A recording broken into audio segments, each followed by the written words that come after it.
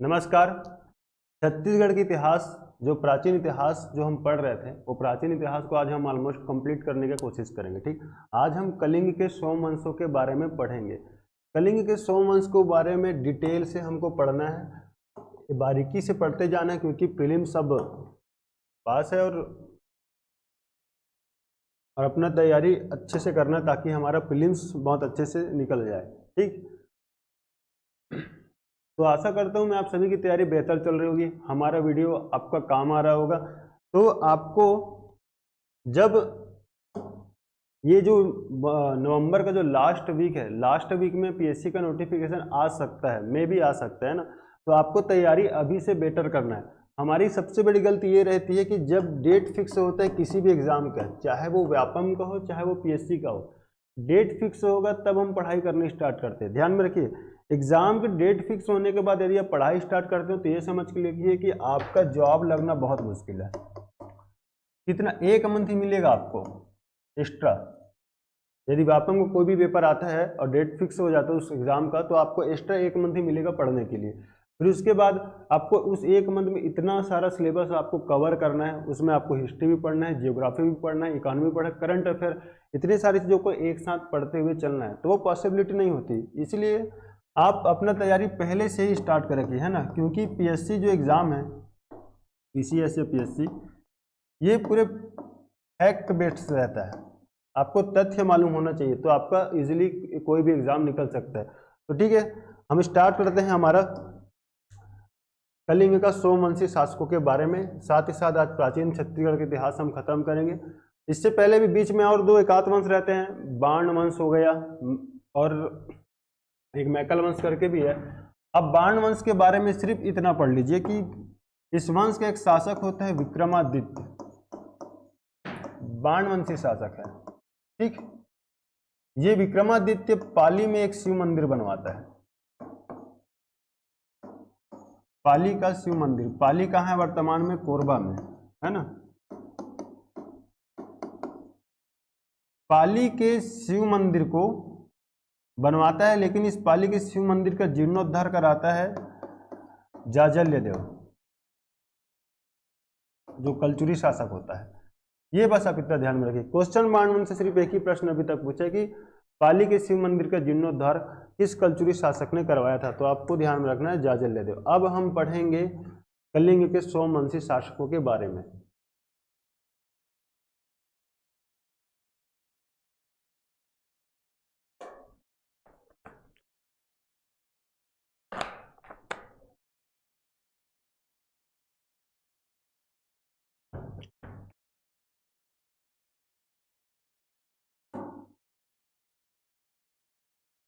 सोमवंश, कलिंग का सोमवंश। ठीक,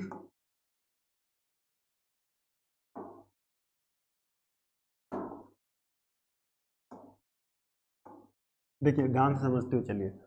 इस कलिंग के सोमवंशी शासकों के बारे में यदि हम पढ़ना है, यदि इसका इतिहास हमको जानना है, तो हमको कौन कौन से मेजरली बातों पे फोकस करना है जहां से क्वेश्चन आ सकता है। ठीक, तो हम उन 3 विशेष चीजों पे ध्यान देंगे। पहला, इसका उपाधि, इस वंश के कौन सा शासक या कौन सा उपाधि धारण किया, इस वंश में जर्नली कौन सा उपाधि धारण किया जाता था।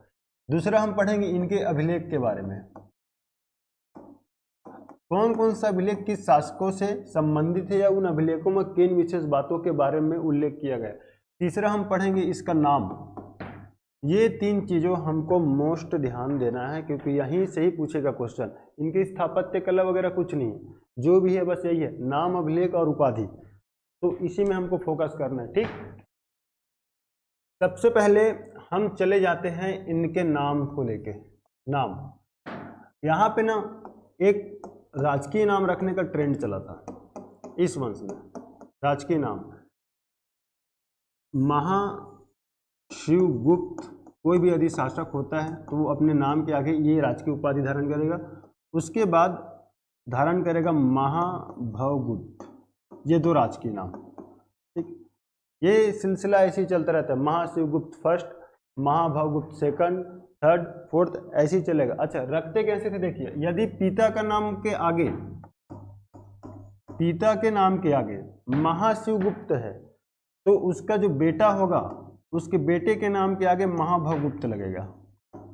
समझ में आया? पिता के नाम के यदि राजकीय उपाधि महाशिवगुप्त है तो बेटे के नाम के आगे महाभवगुप्त लगेगा। ठीक, अब इसके बेटे का कोई बेटा आएगा, उसके नाम के आगे फिर महाशिवगुप्त लगेगा, फिर इसका कोई बेटा आएगा, फिर ये महाभवगुप्त लगेगा, फिर ये सिलसिला ऐसे ही चलता जाएगा। ठीक, ये ध्यान में रखिए, ये सिलसिला ऐसे ही चलता रहता है, Mahashivagupta first, Mahabhavagupta second, third, fourth. तो इसीलिए इस यहाँ से क्वेश्चन कैसा बनता है कि महाभवगुप्त फोर्थ का वास्तविक नाम क्या है, ऐसा पूछता है, या महाशिवगुप्त सेकंड का वास्तविक नाम क्या है, क्योंकि ये नाम तो इनका राजकीय नाम है, वास्तविक नाम है नहीं, इसीलिए यहाँ से क्वेश्चन इस टाइप से पूछा जाता है। इसलिए मैं आपको बोला कि इसके नाम में हमको विशेष ध्यान देना है। ठीक है, उसके बाद हम पढ़ते हैं इसके अभिलेख के बारे में कि इनके अभिलेख में हमको क्या क्या चीज़ें पढ़ना है, क्या क्या जानकारी मिली है। इसके अभिलेख से हमको पता चलता है कि एक शब्द उल्लेखित हुआ है, सोमकुल तिलक। समझ में आया क्या? सोमकुल तिलक। सोमकुल तिलक शब्द किस वंश के शासकों के अभिलेखों में मिलता है, ऐसा क्वेश्चन पूछेगा आपको। ठीक, सोमकुल तिलक मिलता है हमको सोमवंशी शासकों के अभिलेखों से। ठीक, और इस अभिलेख में 2-4 बातें और कुछ शासकों के बारे में विशेष जानकारी मिलती है, उसके बारे में हम आगे पढ़ेंगे। पहले हमको ऊपर ही ऊपर जो मोटा मोटी हमको जान लेनी चाहिए, मैं उसके बारे में आपको बता रहा हूँ। ठीक, अब हम पढ़ेंगे इनकी उपाधि, मोस्ट इंपॉर्टेंट चीज, इनका उपाधि। उपाधि लगने के पीछे कारण मैं आपको बता रहा। सोमवंशी शासकों का जो शासन क्षेत्र था, ठीक, उस शासन क्षेत्र में पहला आप कलिंग, क्योंकि कलिंग के सोमवंश के बारे में पढ़ रहे हैं। ठीक, दूसरा कोसल और तीसरा उत्कल। ठीक, कलिंग, कोसल और उत्कल तीनों जगहों में इनका शासन होने के कारण इस वंश के शासक त्रिकलिंगाधिपति का उपाधि धारण करते हैं। त्रिकलिंगाधिपति। समझ में आया क्या इतना? तीनों शासन क्षेत्रों में कलिंग, कोसल और उत्कल, तीनों शासन क्षेत्रों में इस वंश के शासकों का शासन होने के कारण इस वंश के शासक जो उपाधि धारण करते हैं वो है त्रिकलिंगाधिपति। अब साथ ही साथ देखिए, कोसल मतलब ये हमारे छत्तीसगढ़ का ही बात कर रहे हैं, है ना। इस वंश में एक शासक होगा और वो शासक छत्तीसगढ़ के क्षेत्र को जीतेगा। जब वो छत्तीसगढ़ के क्षेत्र को जीतता है तो वो एक और नया उपाधि धारण करता है, उस उपाधि का नाम है कौशलेंद्र।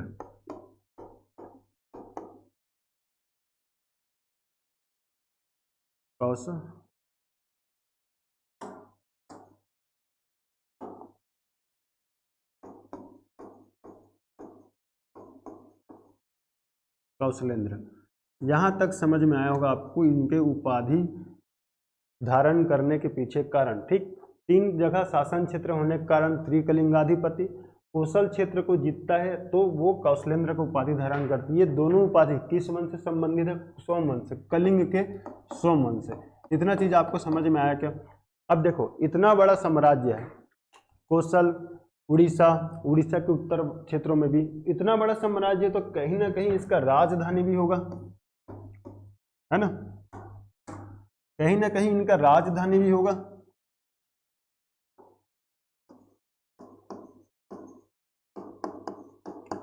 इसका राजधानी होता है विनीतपुर। इस वंश का जो राजधानी होता है वो होता है विनीतपुर।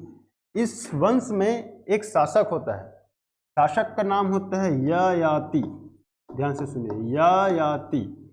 ये ययाति नाम का शासक जब राजगद्दी पे बैठेगा सोमवंशी शासकों के, तो ये इस अपने राजधानी का नाम को परिवर्तित करता है और नया नाम रखता है अपने नाम से ययाति नगर। ठीक, समझ में आया?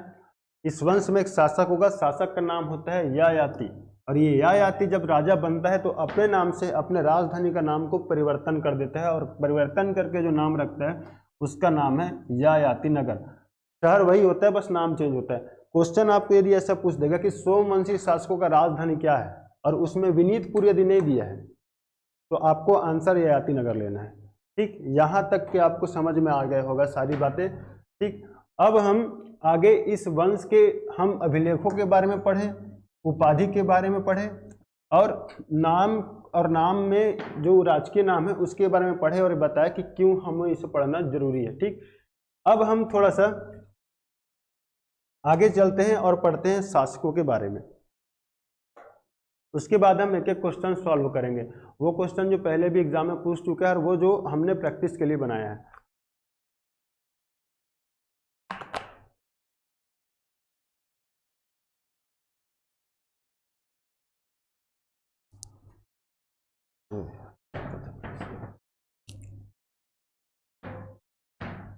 हम इस वंश के शासकों के बारे में पढ़ेंगे। अब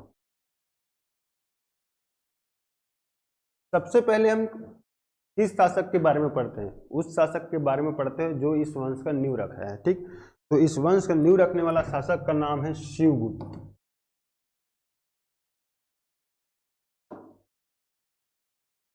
आप सिर्फ इतना जानिए कि कलिंग के सोमवंश के संस्थापक कौन थे शिवगुप्त। इसके बारे में हम आपको सिर्फ इतना पढ़ना है, इससे ज़्यादा नहीं।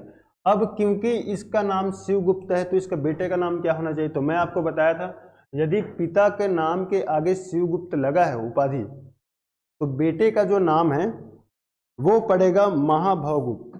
ठीक, पिता के नाम के आगे यदि उपाधि शिवगुप्त लगा है तो बेटे के नाम के आगे लगेगा महाभवगुप्त।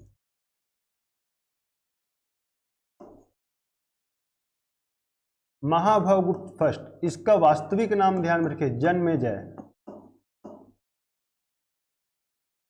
महाभवगुप्त फर्स्ट का वास्तविक नाम है जन्मेजय, है ना।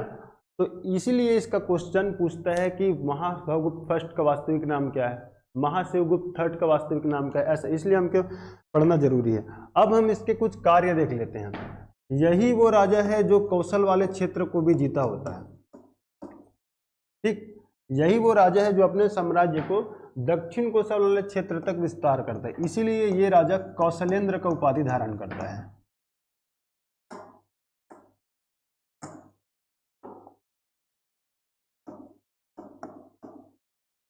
समझ में आया? और साथ ही साथ यही शासक तीन कौशल को जीतने के बाद इनका शासन क्षेत्र 3 जगहों पे हो जाता है, इसीलिए त्रिकलिंगाधिपति का भी उपाधि धारण करता है। ठीक, त्रिकलिंगाधिपति। साथ ही साथ आप इसका राजमुद्रा भी ध्यान में रखिए। राजमुद्रा है इसका लक्ष्मी, गजलक्ष्मी नहीं, लक्ष्मी। इतना चीज आपको पता होना चाहिए महाभवगुप्त फर्स्ट को लेकर के। ठीक, कौन सी ने उपाधि धारण किया, कौन सा क्षेत्र को जीतने बाद में कौशलेंद्र को उपाधि धारण किया, या दोनों उपाधि धारण करने वाले एकमात्र शासक कौन थे? तो जन्मेजय। ठीक, अब इसका हमको एक अभिलेख के बारे में पढ़ना है।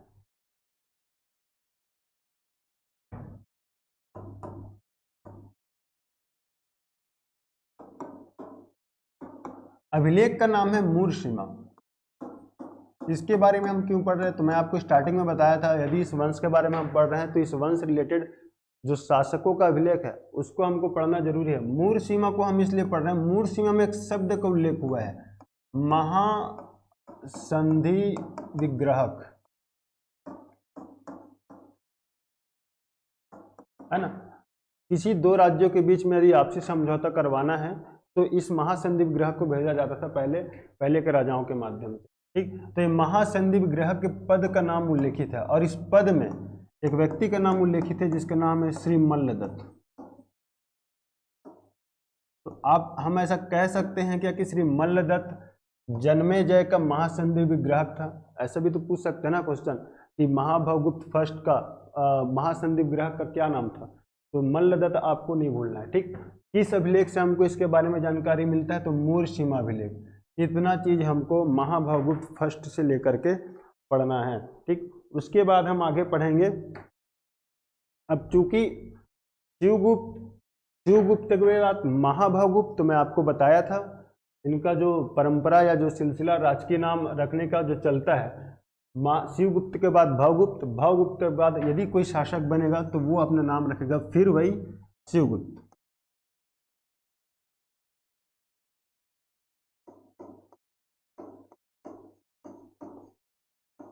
महाशिवगुप्त, ये बनता है महाशिवगुप्त फर्स्ट।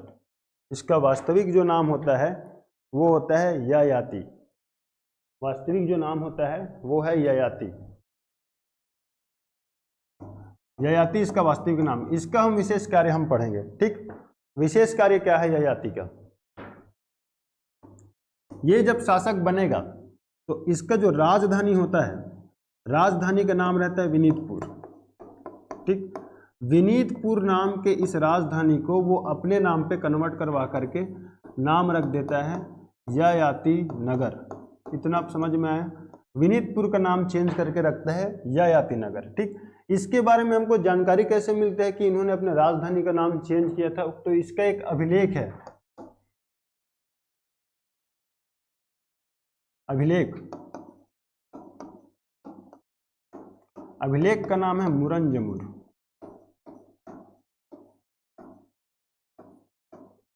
इस मुरंजमुर अभिलेख से हमको पता चलता है कि इन्होंने अपना राजधानी का नाम विनीतपुर से ययाति नगर कराया था। मुरंजमुर नहीं, सॉरी, मारंजमुर है ये,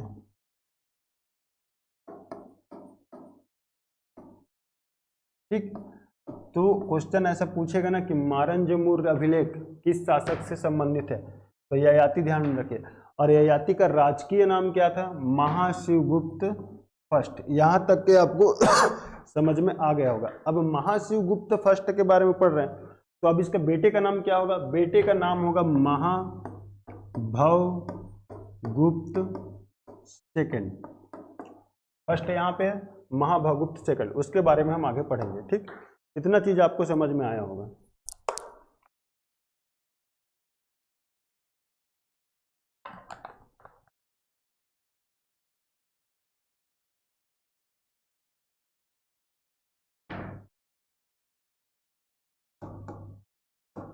महाभवगुप्त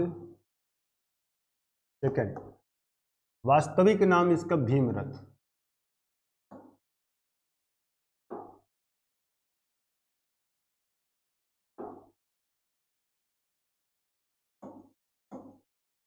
वास्तविक नाम भीमरथ। इसका कार्य क्या है?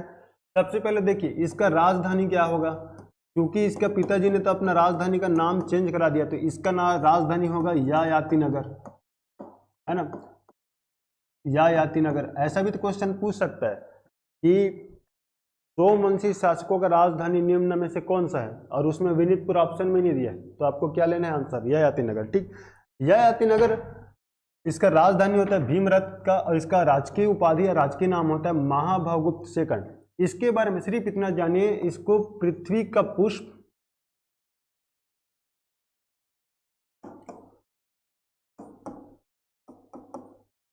पृथ्वी का पुष्प और एक कल्प वृक्ष का नाम दिया गया था, कल्प वृक्ष, ठीक। पृथ्वी का पुष्प और कल्प वृक्ष का नाम दिया गया था।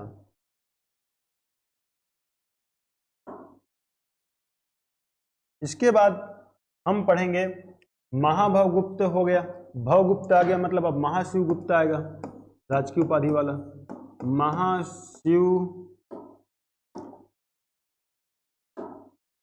महाशिवगुप्त हम पढ़ेंगे सेकंड के बारे में, ठीक। महाशिवगुप्त सेकंड, अच्छा, इसका बेटा रहता है, बेटे का नाम आप ध्यान में रखिए। इनका जो कितने पुत्र थे, पुत्र का नाम था धर्मरथ, निशा और इंद्र, ठीक। धर्मरथ, निशा और इंद्र, ये चीज आपको नहुष, धर्मरथ, नहुष और इंद्ररथ,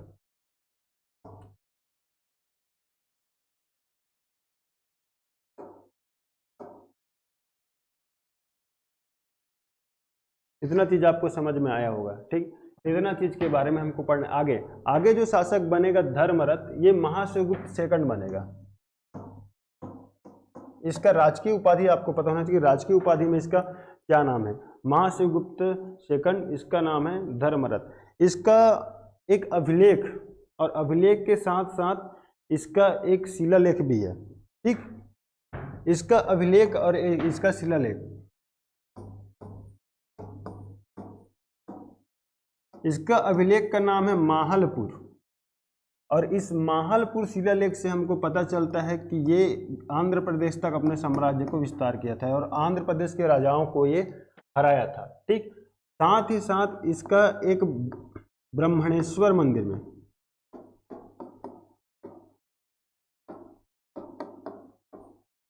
ब्रह्मणेश्वर मंदिर में एक शिलालेख है, उस शिलालेख में इसे परशुराम सेकंड का नाम दिया गया है।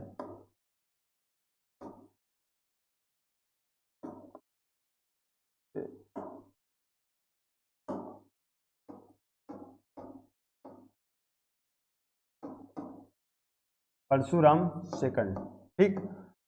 किस सोमवंशी शासक को परशुराम सेकंड कहा गया है, महाशिवगुप्त सेकंड, उसका वास्तविक नाम है धर्मरथ। ये पूछा जाता है जी, महाशिवगुप्त सेकंड का वास्तविक नाम। सोमवंशी शासक में सबसे ज्यादा इसी में कंफ्यूजन रहता है, आपको तो कंफ्यूज नहीं होना है, और इसको हो सके तो आप रट लो तो ज्यादा काम आएगा, ठीक।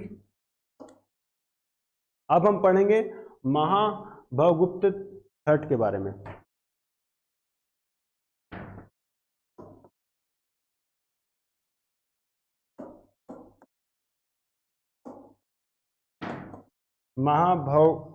महाभवगुप्त छठ के बारे में हम पढ़ेंगे।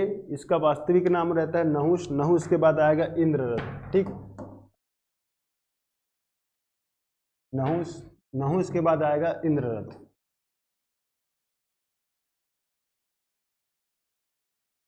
इंद्ररथ को कुछ नहीं, इसका जो भाई होता है धर्मरथ, धर्मरथ ने इंद्ररथ को कलिंग का गवर्नर बनाया रहता है, ठीक। कलिंग का गवर्नर नियुक्त किया होता है। और जब ये जो नहुष जो है महाशिवगुप्त थर्ड जब राजा बनता है तो इंद्ररथ को ये चीज पसंद नहीं आता और इसके साथ इनका थोड़ा सा युद्ध वगैरह होता है। तो बस इतना आपको ध्यान में रखना है, ठीक है। इंद्ररथ को धर्मरथ ने कलिंग का गवर्नर बनाया था। बस इसके आगे और कुछ खास है नहीं। अब इसके बाद हम पढ़ेंगे जो इंपॉर्टेंट राजा है जो हमारा काम आएगा एग्जाम में, उसके बारे में हम पढ़ेंगे। उसका नाम है उद्योग केसरी, ठीक। उसका नाम है उद्योग केसरी।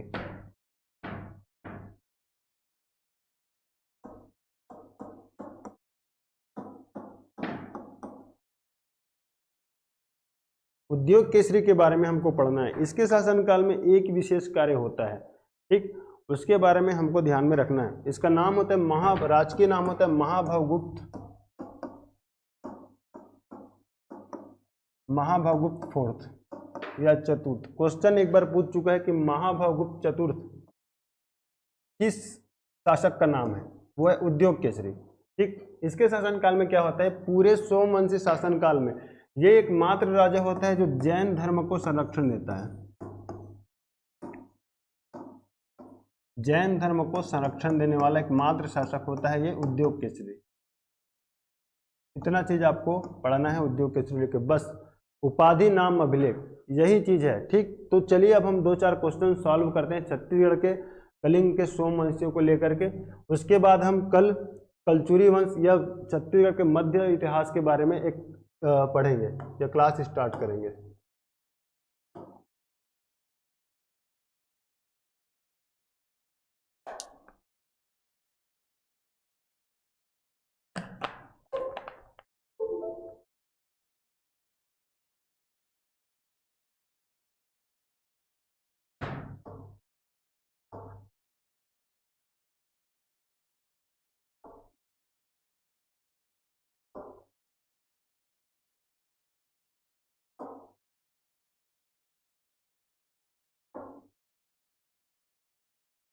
एक सेकंड।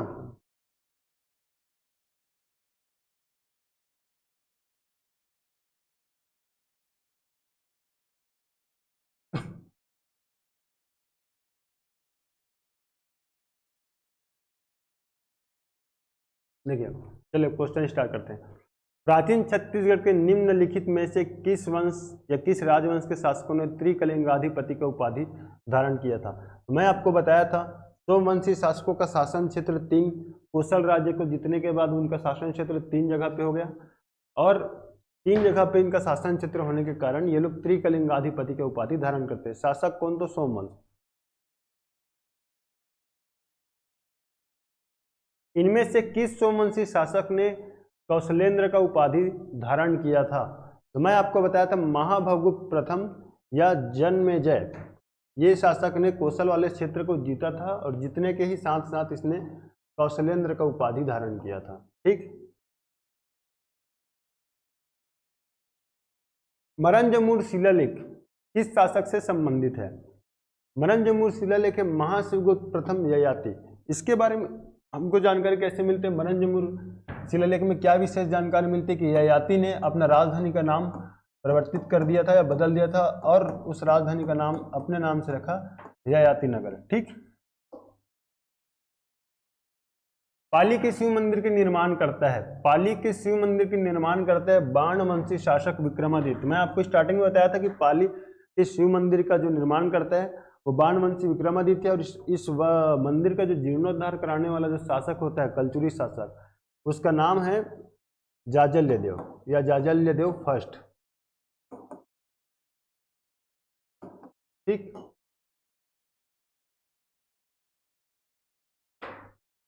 महाभवगुप्त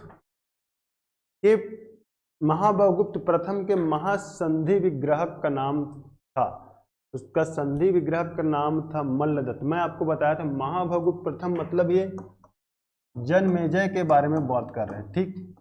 इसके अभिलेख है, उस अभिलेख से हमको जानकारी मिलता है कि ये एक महासंधि विग्रहक पद का उल्लेख है, उसमें इस श्री मल्लदत्त के बारे में हमको जानकारी मिलता है। तो आपको पता होना चाहिए कि महाभवगुप्त प्रथम के महासंधि विग्रहक का नाम क्या था।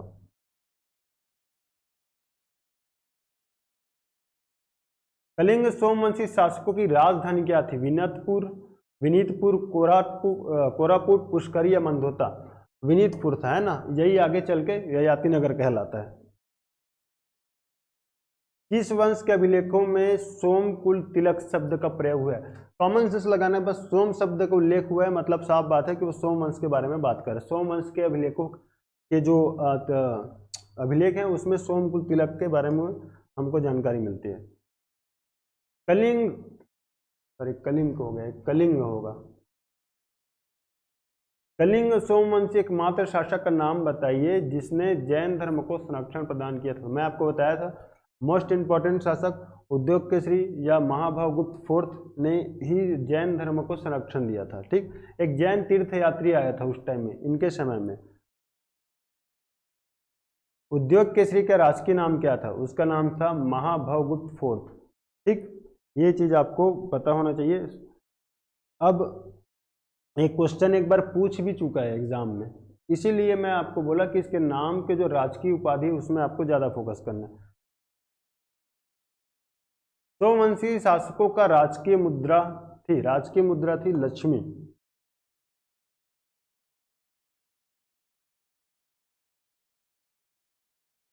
ठीक है। तो आज के लिए बस इतना ही। हमारा प्राचीन इतिहास पूरी तरह से अब खत्म हो गया हमारा। आप प्राचीन इतिहास का यदि स्टार्टिंग से आप वीडियो नहीं देखे तो जाके देखिए, आपको यूट्यूब में डल चुका है। अब हम कल या 1-2 दिन बाद हम छत्तीसगढ़ के मध्यकालीन इतिहास का चैप्टर स्टार्ट करेंगे। ठीक। कमेंट करके बताइए आपको वीडियो कैसा लग रहा है, ताकि हम आने वाले समय में और भी आपके लिए वीडियो प्रोवाइड कर सके। और अपना तैयारी बेहतर कीजिए। टेस्ट नहीं दिला रहे हो तो आप टेस्ट दिलाइए, रेगुलर टेस्ट दिलाइए। ठीक है। तब तक के लिए थैंक यू सो मच।